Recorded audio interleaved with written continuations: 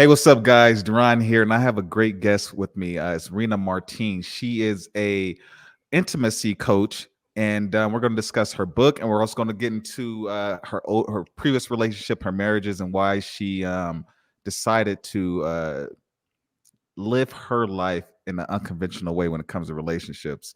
I feel like personally, this is something that I think about. Is I feel like a lot of people's unhappiness is tied to uh, them trying to fit into some kind of box or fit into some image that society puts them in. I think a lot of the depression that we're seeing in our society, it stems from that. But Rena, can you go ahead and just give yourself an introduction? Sure. My name is Rena Martine. I am a women's intimacy coach. I am also a former sex crimes deputy district attorney with the Los Angeles County DA's office. Did that for 14 years. And I am the author of The Sex You Want, a shameless journey to deep intimacy, honest pleasure, and a life you love.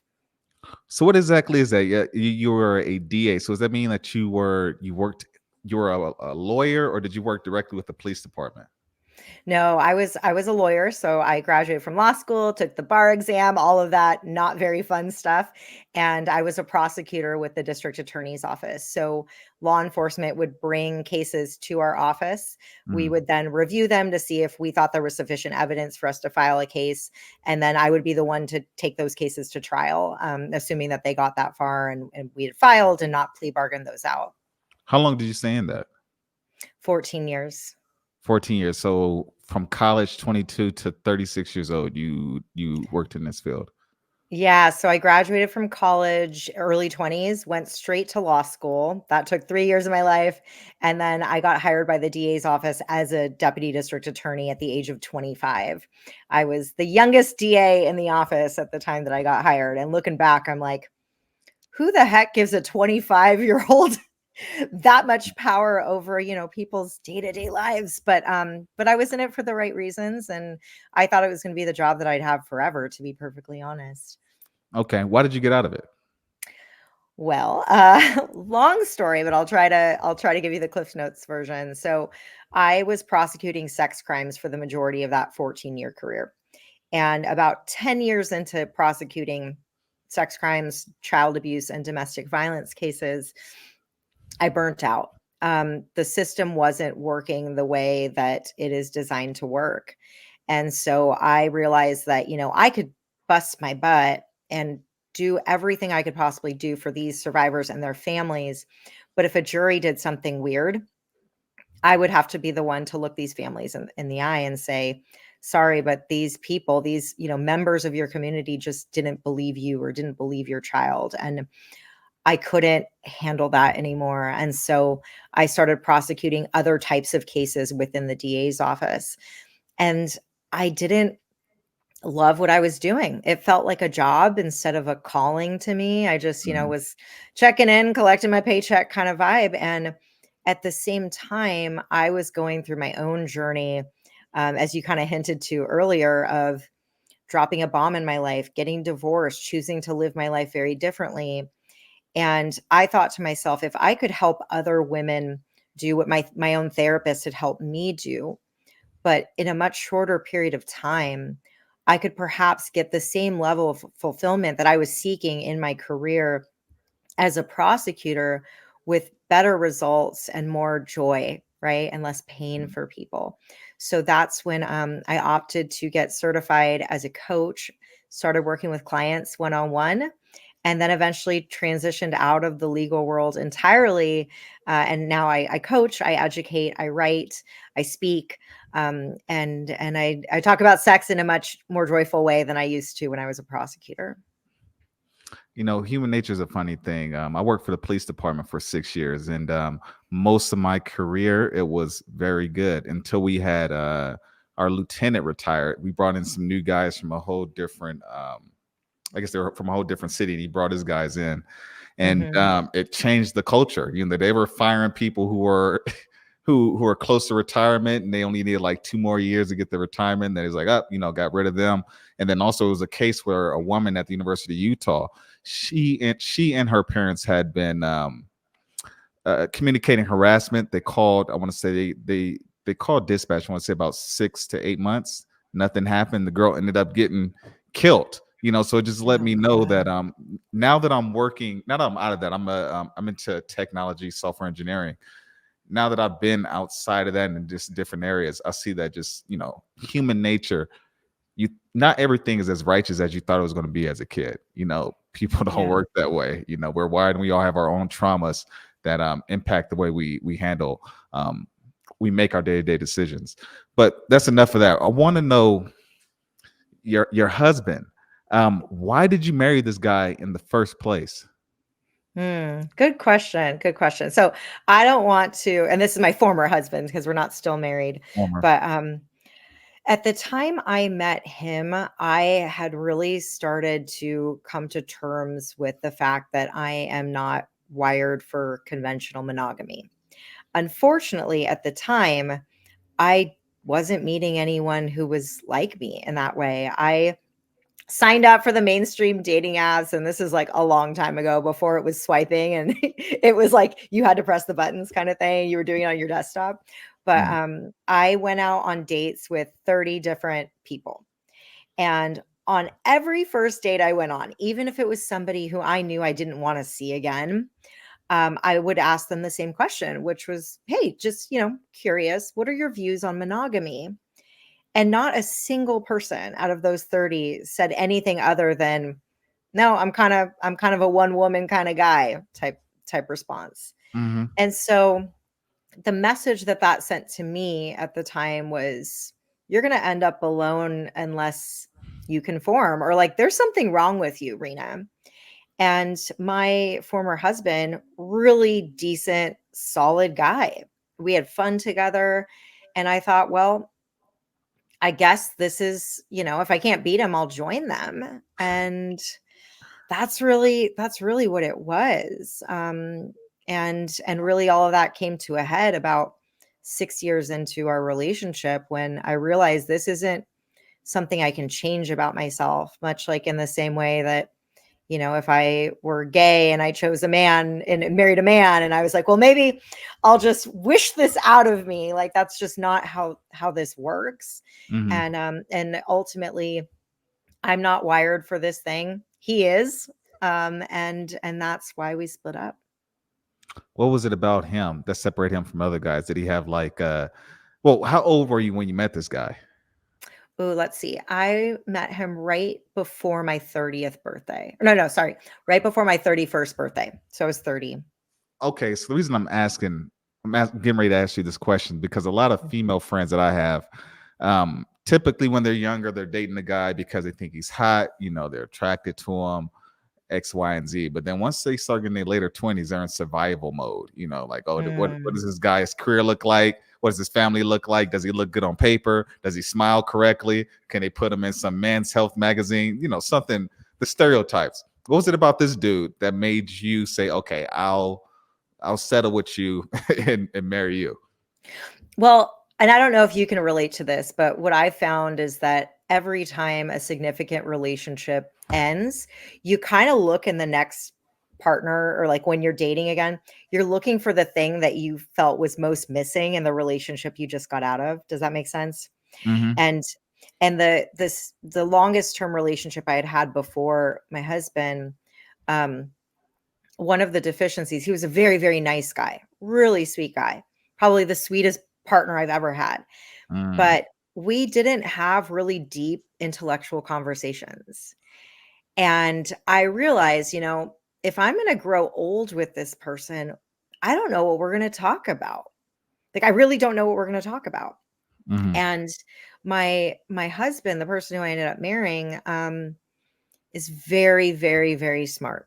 And that was never the issue. I mean, up until the day he and I decided to no longer be married, we could have just discussions for hours on end. And I really liked that about him, that he challenged me. I always felt very safe with him, pretty stable dude. But then on the other hand, there was a bit too much stability. And I then came to realize, like, well, not much surprise or spontaneity here. There's not as much adventure here. And so I definitely have a lot more of that in my life now. But hopefully that answers your question as to what initially attracted me about to So him. he was safe. He was a safe partner, but he wasn't exciting. Uh, you know, it's funny because I had a poll on my IG about 2 weeks ago, well, within the last Hmm. 2 weeks, and I asked the question, like, why do women choose a man? Is it because of looks? Is it because of money slash education, or is it because of like popularity? You know, the guys known in their group. Overwhelmingly, 70% or higher people chose for money. And then I was thinking to myself, like, these women, I know some of these women, and I'm thinking like, I knew you when we were younger. You're not gonna get what now they're in like survival mode. They're dating guys based Hmm. off of like, is he a doctor? Is he nice? Is he nice to me? You know, it's kind of like what you said. They didn't have something in their early on relationships. They're like, okay, I'm getting older.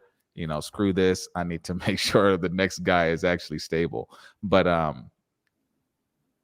I've had experiences where women, I want to say when I was in my 20s, where women were divorced in their 30s, divorced in their 40s, and they would come on strong to me. And I was thinking, like, oh, you could have had the black guy when you were younger, but mommy and daddy didn't approve. Now you're like, hey, I want to live my life and have some Oh, fun. You know, yeah. that's what I kind of see. You know, sometimes it's like that. Sometimes people are afraid of disappointing their parents, their friends, people who really don't even care about them, who aren't even going to matter 10 years from now. They care Hmm. about that when they're young.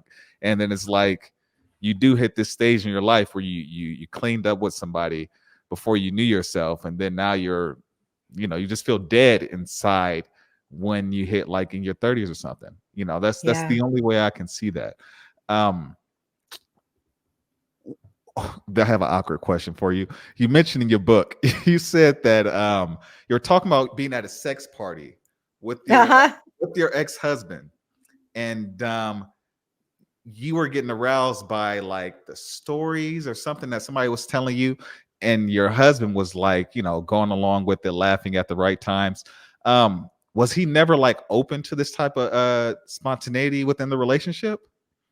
Okay, so just to be clear, I was not at a sex party with my ex-husband. So I was Oh, okay. of no, no, no, just so we're Okay. clear. But so a friend of mine had gone to a sex party, and she came over and we were hanging out at my place with my ex, and we're all sitting in the backyard, and she was telling us all about it.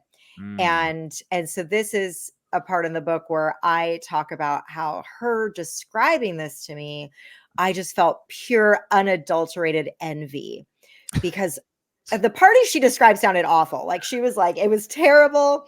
It was her first time going, but I just wanted the option of being able to go to a party, even if it was a bad party. And I mhm, knew within the confines of my marriage and my relationship that was never going to happen. That's just not the kind of person that he was, or maybe still is. I'm not sure. I had conversations with him, many times throughout the course of our relationship. Like, would you ever have a threesome? Like, how do you feel about that? And he's like, nope. It really? just, Wow. yeah. Wow. He's like, it just complicates things. And so I knew that that was completely, like, I would either have to do it behind his back, or it would have to be something that I would do if the marriage ended. And so when it did, that was one of the first things on my bucket list was, I want to go to a play party. I want to do that. So Um, my guess is the sex was dull when you guys were together, or it got dull. Am I correct in saying that? I think that well, I don't think our sex life definitely started tapering down, and our relationship became a lot more companionate.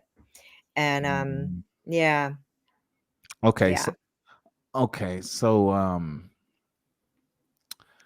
what was it?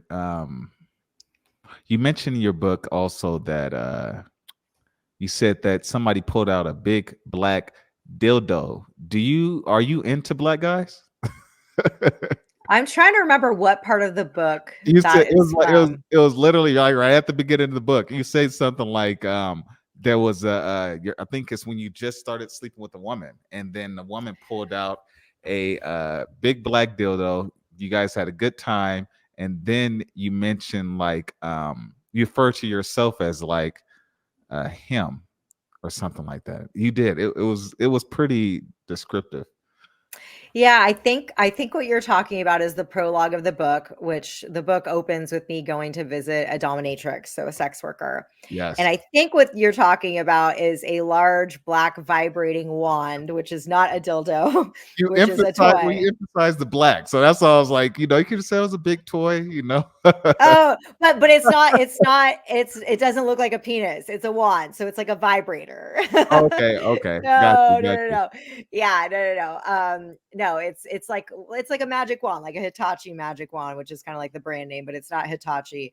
It's a different brand, and it's a large vibrating wand. Mm, It does not go inside. It's external only. okay. Um, Got you. and then as far as the him part, I don't even know. I'm trying to think of what you're referring Well, to. it got my attention because that was like really one of the opening paragraphs to your book, and it really got my attention. But anyways, we don't have to get into that part. You mentioned did you cheat on your husband? I think you said that like a few minutes ago. Is that true? Is that correct? I don't think I said it a few minutes ago, but I allude to it in the book for sure that there was definitely unethical non-monogamy happening on my part, and that was ultimately what led me into therapy. Like, hey, I can't stop cheating on my husband, and you need to fix me. There's something Uh, wrong with me. Like, I'm supposed to want this life that I have because everything's good on paper. And what's the deal here that I can't just be happy with what I have? well, And yeah.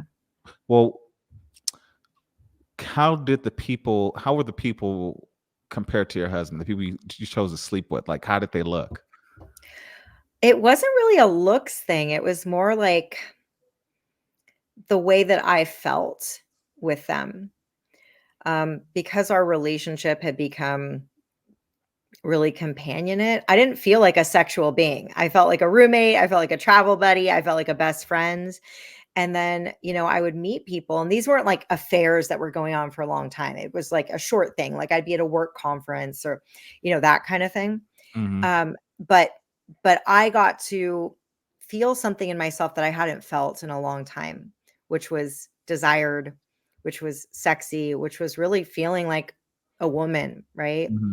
And the research about infidelity and kind of women who cheat is really fascinating. I won't go too far into like me nerding out on that, but I love, I love the statistics and stuff when it Let's get comes to this. into it. Let's get into it. That's why we're here.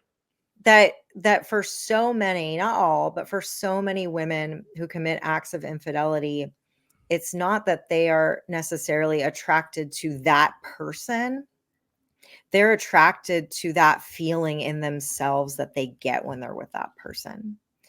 And so for me, it wasn't, okay, these are guys who look a certain way or they look vastly different than my husband or they're way more attractive, anything like that. It Hmm. was, wow, I feel like a sexual being when I'm around these people. And that is such a good feeling because I don't feel that on a daily basis anymore. How did you feel when you were cheating on your husband? How did you feel about it? I'm going to be totally honest. At the time that it was happening, I didn't feel bad about it. I didn't. And I think that was what really led to my shame was that, like, what's wrong with me that I don't feel bad about this? Because I consider myself to be somebody who has a lot of integrity in what I do. I was a lawyer at the time. I had a really good reputation amongst judges, amongst defense attorneys, amongst other prosecutors for doing the right thing. And so I felt like this kind of fraud that I could do the wrong thing, what society would call the wrong thing, cheating, in my personal life, and that in my day-to-day I would never even think of doing the wrong thing in my job. So no, I didn't actually feel bad. I was like, hey, there's something missing in my life and I'm going out and I'm getting it. And so the lack of shame caused me more shame, kind of Mhm. paradoxically there. Got you. Um, what is I want to say the women okay, what are your opinions when it comes to monogamy? My opinions. Yes, I want to know Uh your full belief around monogamy. um monogamy is a relatively recent invention and construct. There are entire books about how we're not wired for it, et cetera, et cetera, et cetera. But there are reasons, valid reasons, why people choose to practice it. It makes sense for a lot of folks. Um, what I think, though, is that based on our infidelity rates, which it's hard to pinpoint an exact number, but some studies are saying it's as high as 60% of men will cheat on their spouses and Mhm. 50% of women. And whatever study you look at, it the one thing they have in common is that women year by year we're catching up to men. So the infidelity gap is closing Wow. because more and more of us have our own money. More and more of us have, jobs outside the home. Like we have more opportunities to do the thing that Yeah. men haven't struggled, to find the Sure. opportunities to do. Yeah. So the question isn't what do I think about monogamy? I We're really bad at it. That's the thing. Like we are really bad at monogamy. Mhm. Yet, for a lot of folks, it's easier to pretend and to keep up this facade that like we're good at this thing that we all kind of suck at than to have an open and honest conversation about what it would look like to do something ethically. And I'm not saying everyone has to go out and be polyamorous or, find a third and move in with Mm. them. I'm not Yeah, saying yeah, yeah. that.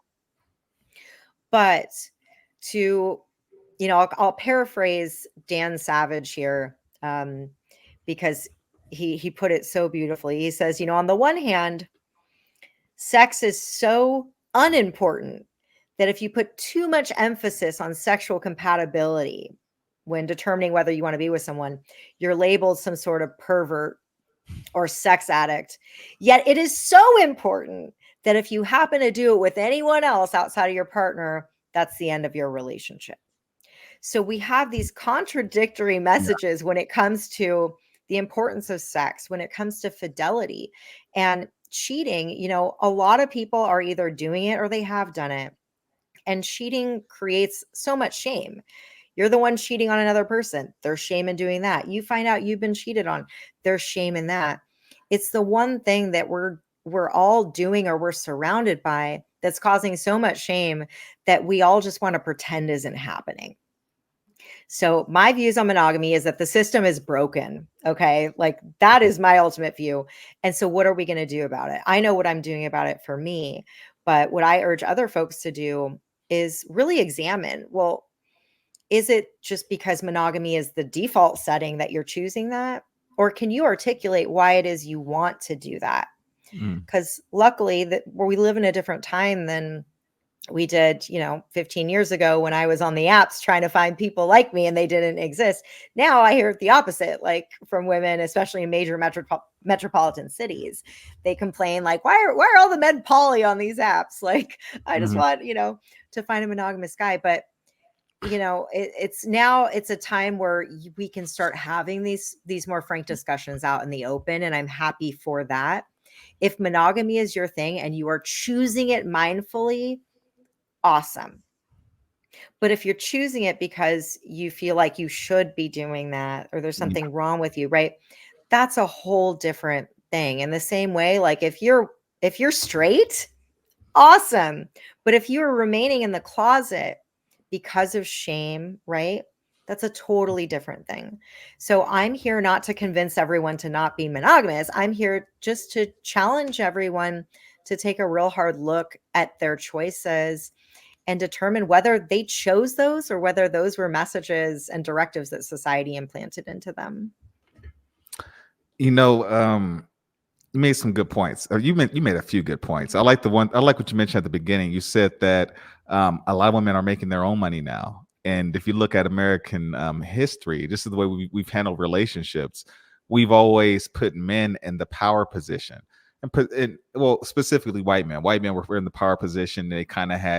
kind of had to live up to that image of like hair.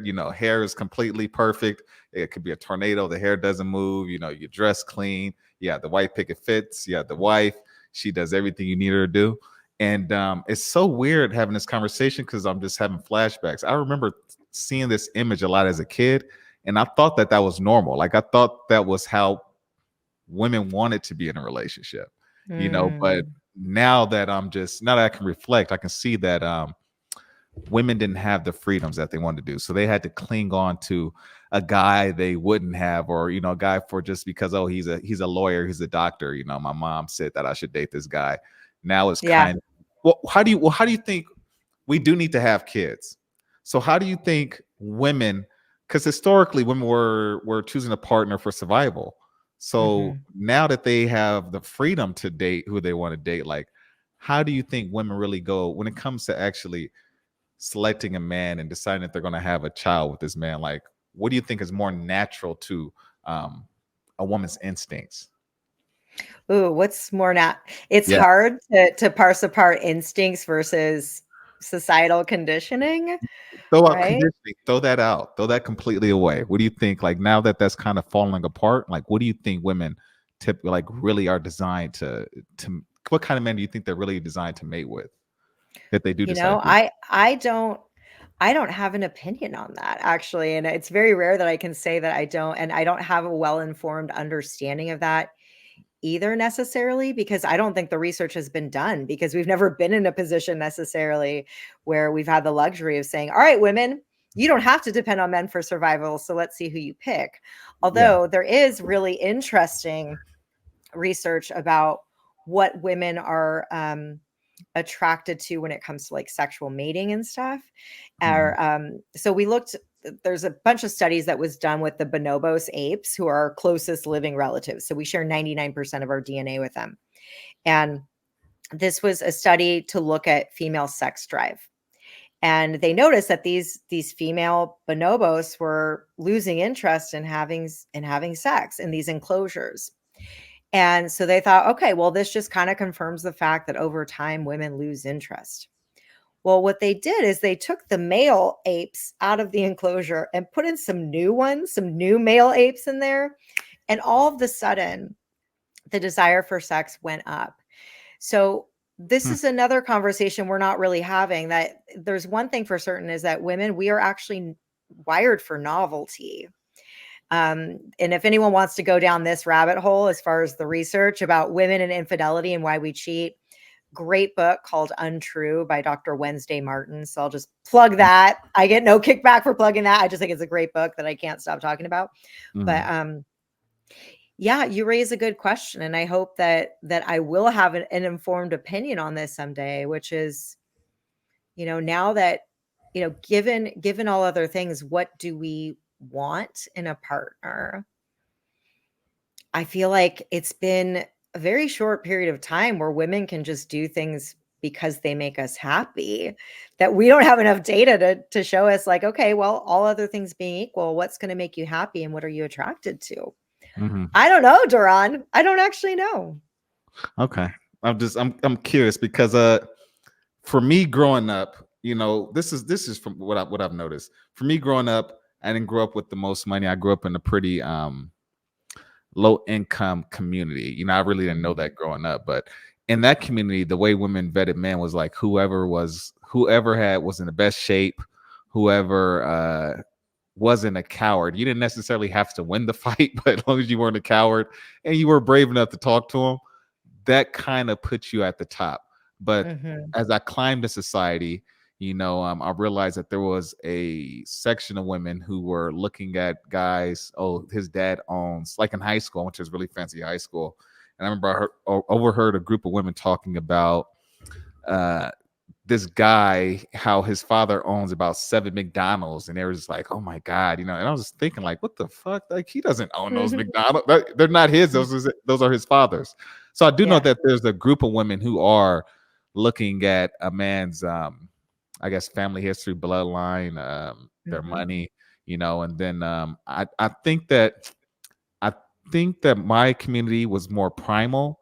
And as we climb in society, people try to fit into these boxes. We try to speak a certain way, try to carry ourselves a certain way, and then we try to date a person who actually fits that image. But I think on a primal level, I think that women I just want a strong, attractive person. But I know that you're seeing a woman now. Do you guys ever mix it up and have a guy involved?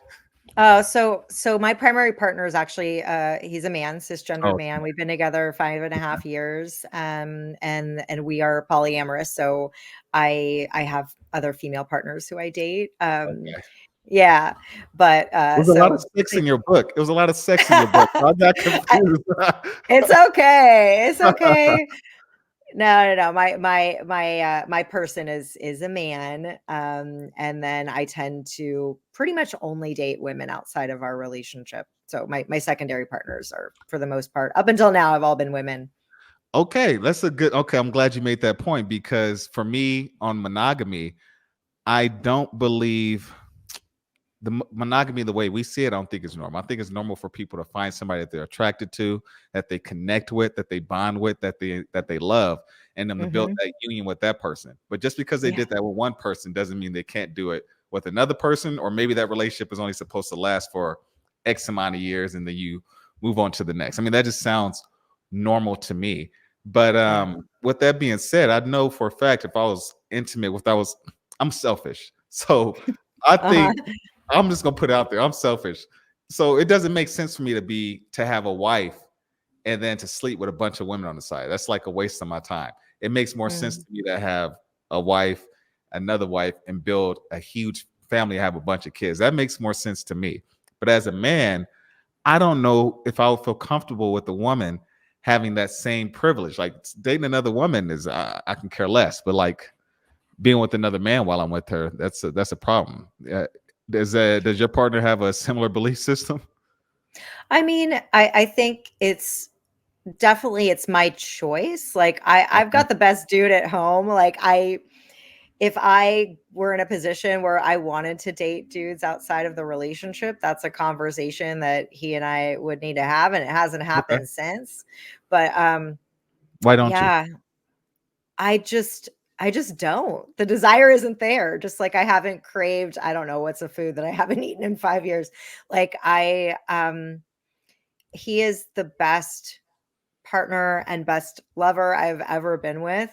And so, yeah, I'll meet This is guys no, every keep once in a talking, while keep out talking. there, but no one who I'm like, it's just not worth it to me. But anyways, I was wondering. So now it's getting interesting. So you're only seeing one man. That's your main Mhm. man, and you only see women on the side. You're Yeah, simply telling me that your ex-husband was not down with threesomes and two women at one time. correct. Oh wow. Come on now, man. Come on, dude. Step your game up. He's pretty he's a pretty sexually conservative guy. I think a lot of that had to do with his upbringing too. Wait, did I lose you again? No, keep going. Oh, okay. And I don't want to talk too much on his behalf here, but no, like some people are like, I don't see what the point in it is, and it can just complicate things. That was really his position. Like, to me, it's not worth the possible complication that this could cause in our relationship. It was kind of pretty. It was probably pretty taboo at that time, anyways.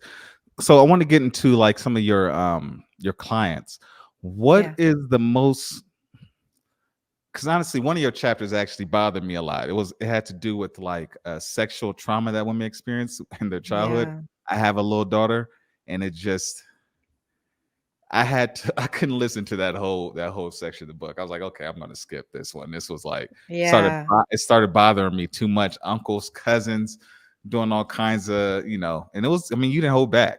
So I want to know, No. what is we don't necessarily have to talk about the trauma, but what is the common issue that women deal with when it comes to intimacy within their relationships, or even, I guess, the things that are preventing them from even having that kind of relationship.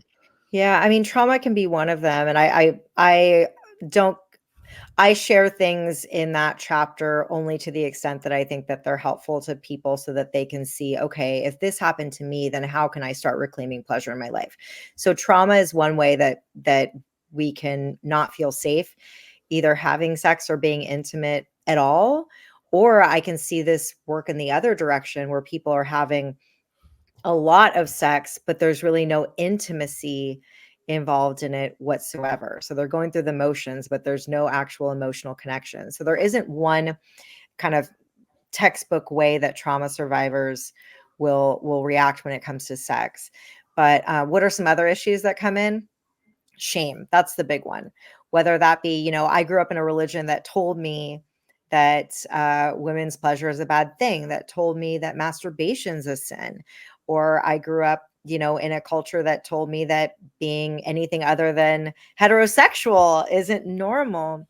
It could be that women have been rewarded for being really hard and strong in their day-to-day lives, right? So all the things that allow us to succeed as go-getters in the outside world can make it hard for us to then be vulnerable in our relationships, to actually form deep human connections with people. So that's another thing I see coming in the way too. Let's talk about your background. You Yeah. said that people grow up in culture. These women are growing up in cultures that are basically telling them there's the way that they feel about certain things is not correct. Like, how was it Yeah. for you growing up? What culture did you grow up in, and how was your family household look? How did your family household look? Yeah, so I'm a white woman, grew up in a white household, middle class here in Los Angeles, actually. Grew up really without any religion in my family. My mom is of Jewish descent, y- refugee family, and but we grew up without any religion, so we didn't have any of that coming our way. And Okay. if anything, my family, they joked a lot about sex. So some parents like never talk to their kids about sex, or clients I work with are like, nope, I never got a conversation about it. My family, we talked about sex all the time, but as a joke. And it was never a serious sit down conversation. My dad would read Playboy, like, he had his Playboys near the toilet. He had his porn cabinet that I learned how to hack into. And so, like, I was able to access and watch porn at a young age. They weren't showing it to me. I just want to make that clear. But, kids are curious. And so I learned a lot about sex and like the mechanics of it, but all the information, all the images I got were that sex was like this really crass and vulgar thing. I didn't have any good examples for sex being something playful, sex being kind of fun, sex being a way that you can connect deeply with another person. Hmm. It was maybe, a way to get boys to like me. That was definitely, I started doing things at a pretty young age because I was like, oh, I've watched enough porn. I know how to give a blowjob and I bet the boys will like me for it. And they did, but like that wasn't the kind of like that I wanted. Mhm. The girls in my school didn't like me for it. And I wasn't really respected by the boys in my school.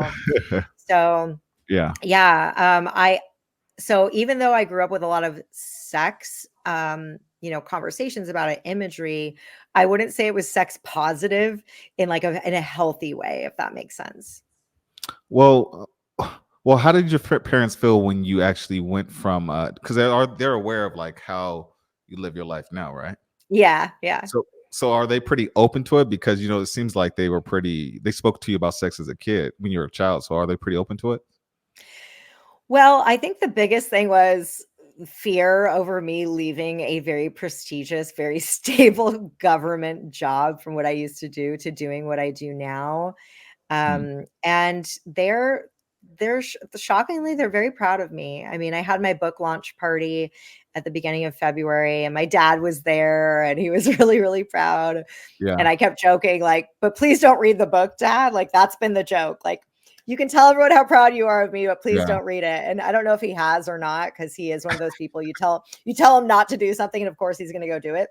Uh-huh. But if he has not told me, but he's also listened to a ton of podcast interviews I've done. So like it's all out there. Mhm. And I think that they were very scared for me to make that career transition in the beginning, but now they're really proud that I'm living my truth, even if they don't always understand me. And I'm, the super woke daughter, like, because I'm one of four kids and I'm Yeah. definitely the most progressive. But yeah, they deal with it. Yeah. Sometimes they can live through you. Basically the actions that you're taking, you're kind of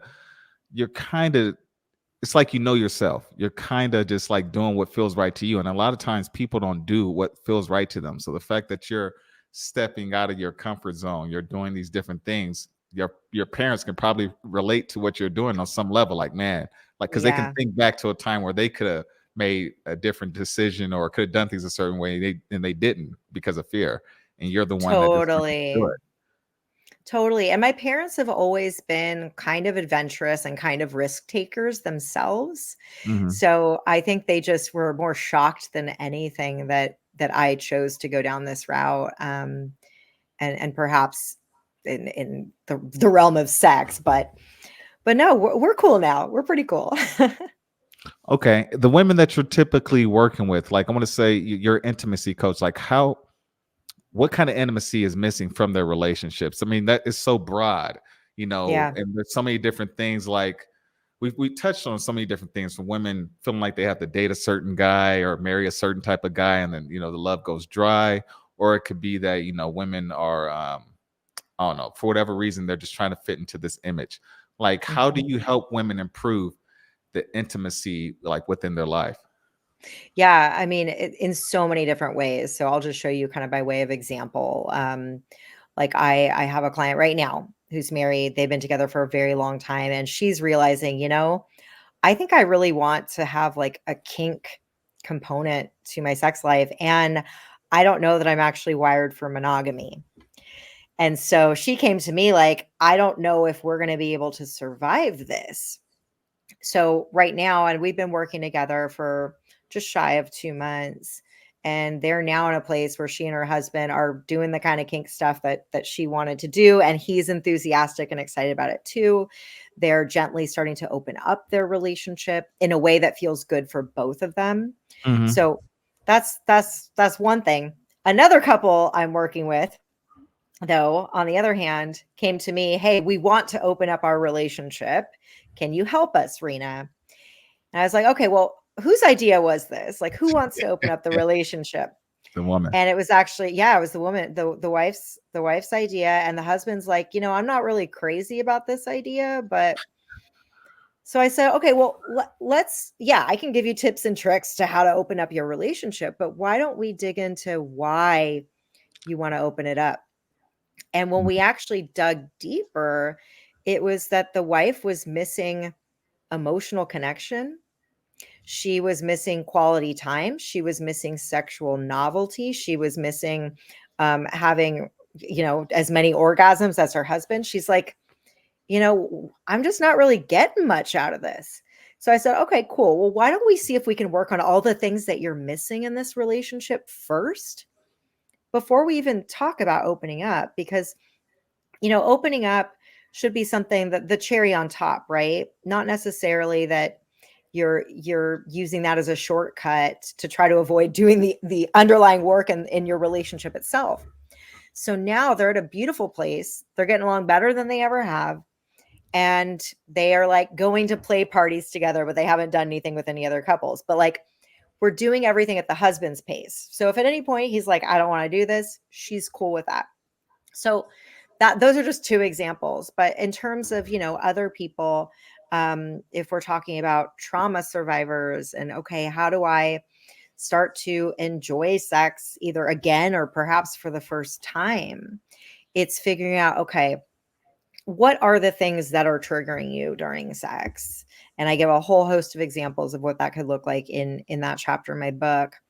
And how do we start rewriting the trauma and send new data to your brain, letting you know that sex is safe and that it's anything that happens now is your decision, because before it wasn't, right? But this is different and this is your decision. So that could be, hey, I take my own clothes off. Hey, I'm the one who requests certain things instead of the other person making the decisions. And this doesn't have to be from now until the end of time. It can be, I'm working through this. I'm trying to not go into a trauma response when we have sex. So, for the time being, can I be the one to make some of these decisions so that my brain will now associate sex with pleasure instead of sex with danger and threat? So, I could go, I mean, we could talk for 8 hours about all the examples of how intimacy problems show up in people's lives. And I talk about tons of them in my book too, because I believe in showing by example and storytelling. But intimacy and intimacy struggles show up in so many different ways, and no two women are alike. And so, as such, the recipe and the prescription for how to tackle those is going to be unique person to person. But Mm. hopefully, with those few examples that I gave you, it can give you a bit of a general idea of how I work with people. Um, I know that for your story, you're talking about you were basically trying to fit into the image that wasn't you. And in your book, you have a chapter or a section that says get familiar with your 80-year-old or 70-year-old self. Like Yeah. why is that important? Because I feel like I said, I feel like a lot of us are being brainwashed. So Yeah. how do you help women with that, or why is it important? Sure. So, yeah, there's a lesson in my book, a chapter called Harness Your 80-Year-Old Badass. Mm. And it's essentially this, that people are always looking for, inner wisdom. They're looking for somebody to tell them the answers, tell them what to do. And I give folks a hack to try to find what that voice, your inner wisdom and what your inner knowing is saying. And I can't do the whole thing here during the podcast, but walking them through an eyes closed exercise that we do, you get in touch with certain parts of your body, and we start doing some subconscious work. And what this is designed to do is to tap into what the 80-year-old badass version of you would tell you to do about this. So say you're, in an unhappy relationship and you're sticking around for whatever reason. Well, maybe when the kids are old enough, then, I'll deserve to be happy and then I can move out. Whatever the case may be, channeling that 80-year-old sage, wise, badass version of you and asking, what would she tell you to do in this situation? Because that is actually your inner knowing. And a lot of folks in conventional talk therapy will do what's known as inner child work, where you're kind of like reparenting the little version of you. And my perspective is that the person we are today is still a little version of us compared to the person we're going to be, a few decades from now. And so we can essentially do inner child or like inner adult work on ourselves at any time. So I'll have clients sometimes shoot me a text. Hey, Reena, what do I do? This thing happened. What do I do? Say, what would your 80-year-old badass tell you to do? Because she's your inner knowing. It's not me. It's not you. It's not a podcast. It's not a book. That is harnessing the wisest version of you. Hmm. And that is what I encourage folks to do. And it's the easiest hack I can give you as things are coming up in your life, is to ask, what would the 80-year-old most sage, wise, badass version of me do? How do you get to that stage? How do you get to the stage where you trust yourself and you're gonna because trusting yourself is scary, and it's scary because as you evolve and you change, you're not just changing, but the people around you change. There's going to be people who Yeah. want to actually keep you the way that you currently are, and then it's even worse if it's your lover. So how do you get people? How does a person actually learn to trust themselves, and then how do they handle that big social change that comes with the self change? Yeah. I mean, there's really two parts there. How do you learn to trust yourself? Hmm. Um, by doing small things that are somewhat outside of your comfort zone and knowing that you've got you. By doing things by yourself, if you're not somebody who's comfortable like going out and doing things on your own, whether that be, taking yourself out to a meal by yourself, going on a trip alone. How do you learn to trust yourself? By giving yourself opportunities to show that you can trust yourself. And as far as losing people, and people who are in your network, it's kind of like what they say about boundaries. Like, the people who get upset when you lay down boundaries are the same people who benefited by you not having them in the first place. Yeah. If they are your people, they will want to celebrate you finding your true authentic self. Mm. And if they are not your people, they're not going to be sticking around for that. And so in a way, they're giving you a gift by self-selecting themselves out of your life. I definitely lost a few people after my divorce, people who I'd been friends with for a very long time. And that broke my heart. But I was like, wow, now I see the true colors. which is, I don't want to be along for this ride. I only liked this version of Reena when she was living this kind of life because that was what was convenient for me. Mhm. And I can see that very clearly now. So I think knowing that everyone is just there to take care of themselves, and the people who you surround yourself with, they're either, I think Reese Witherspoon says this, they're either the light bulbs or the people who dim you. Like, I'm botching this, but there are two kinds of people in the world, like the people who, brighten your light and the people who dim your light. And so Mm. asking yourself, who are these people in my life? Because look, we only got 7 days a week and 24 hours in a day. And it's like how we choose to spend our time with people is how we choose to live our lives.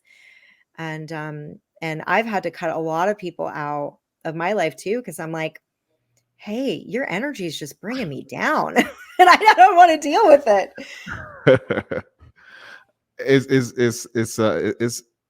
It's funny. I'm just trying to reflect on my own personal journey. It's the funny thing about it is that sometimes the people who you feel like they're your aces, your number ones. Sometimes those Mhm. aren't the ones that support the new you, and sometimes it's the person that was always watching you, that admired you, that always went to somebody you barely paid attention to. That's Yeah. complete support of who you are. What you're trying to do with your life. So you gave a pretty unique example. Typically for me, I've had situations where um, I'm dressing different. Oh, I'm speaking differently. I'm doing certain things people didn't expect me to do, or I'm losing weight. I've lost those types of friends, or I'm Mhm. just goal driven. But I've never had an experience where, because I lost a partner or I left a relationship, my friends left me. Why do you think that happened? Do is it, yeah, what do you think that was all about? Just me listening to it. Like, Mm. do they want to leave their relationship and they're just like pissed off you had the courage to do it, to do what they can't do? Honestly, I'm thinking of one friendship in particular. She's somebody who was a very dear friend of mine for a long time. And I think it was convenient for me to stay in this relationship for a few reasons. One, because, the four of us, we could hang out, we could be friends together. But I think the thought of me choosing non monogamy, that can be scary for people because it causes them to ask questions like, whoa, well, what if my partner one day wakes up and says this to me? Right? Mhm. Yeah. Like, that is threatening. That is threatening. It's kind of like this fear, like, am I going to catch the cancer from this person? Right? Like, eh, if I have somebody in my life who firmly, believes in non-monogamy, is that going to be polluting my partner's view on this? Is my partner going to realize, oh my gosh, maybe I'm not wired for monogamy too? Am I going to start giving people ideas about things? Those were the people, and I'm thinking of one person in particular, and now I think of other coworkers I had who were very threatened and kept telling me like, "Oh, well, this is all fine and dandy now, but you're probably going to regret this at some point, Rena," as though like this was a choice I was making. So I feel like that can be threatening for folks, is choosing to do something differently because it undermines their own sense of safety in their relationships too. The friend that you loved. Did you guys know each other before you were married? Yeah. Yeah. Did you guys ever have like a serious conversation before the break off, or was it just like a nasty break off? No. To this day, I still feel like I've not gotten closure, as to that. It's really interesting because, my ex-husband and I we're actually on pretty good terms, and he and I have talked about like what happened there, and he's like, I don't know, Rita. I actually don't know. So yeah, I mean, it's been many years now, and I still never got that kind of closure as to what happened after a very, very long friendship that I had there. I always tell people I've lost more sleep over the end of a friendship than I have over the end of a lover, and Yeah. yeah, and I can see it falling before it hits the ground, and not try to save it and have conversations. And sometimes it's nasty, but most time people just kind of like I had a friend I've known since I was like 6 years old, and I could leave $200, leave for 5 years, come back, that $200 would be there. But it Yeah. was just like, we separated for something that was so small, and I couldn't believe it. I was just like, whoa. Really had to do with the way I was dressing. I dressed differently, and then it was kind of like self-reflection on him, like he felt like he was behind, you know. Mm. Yeah, so Yeah, yeah. and that's the thing is that people's decisions like this say so much more about them than they do about you, right? Mhm. And their own insecurities, like what you just said, that it wasn't that he took issue with how you were dressing, it was how he was how it was making him feel Exactly. that he didn't like. All right, Raina, I want you. I always ask my guests this at the end of the show. Like, what is your, since you're an intimacy coach for women, you've been through a lot. You've dealt with a variety of different women that have dealt with all kinds of, you know, issues, from just a sorry relationship to abuse, some level of trauma, and you know, also there's going to be young women listening to this podcast. So, Yeah. what advice would you give to women in general when it comes to finding love and being living their life? Oh, to finding love and living your life. I mean, think of what your life would look like if shame weren't an option. If you could live without fear, without obligation, and if you could wave that magic wand, what would your life look like? And I would challenge you to take one tiny step, whatever that might be, this week to get you one step closer to living a life that's in alignment with the one you just envisioned. Okay, Raina, thank you for those closing statements. It was a pleasure having you on the show, and maybe we can do this again next time. Yeah, thank you. Sorry for the technical issues. Have a It's good all one. good. It's all good.